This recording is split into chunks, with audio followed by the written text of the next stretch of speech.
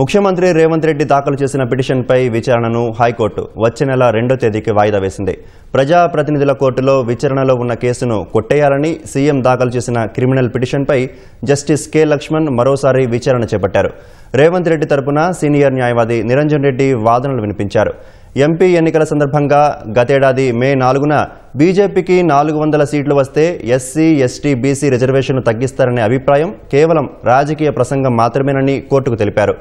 కొత్తగూడెం సభలో రేవంత్ రెడ్డి ప్రసంగం వల్ల బీజేపీ పరువుకు భంగం కలిగి తమ పార్టీకి ఓట్లు తగ్గాయన్న కాసం వెంకటేశ్వర్లు పిటిషన్పై ప్రజాప్రతినిధుల కోర్టు క్రిమినల్ పరువు నష్టం కేసు నమోదు చేసింది. కాసం వెంకటేశ్వర్లు వాంగ్మూలాన్ని ప్రజాప్రతినిధుల కోర్టు నమోదు చేసింది. రేవంత్ రెడ్డికి నోటీసులు జారీ చేసింది.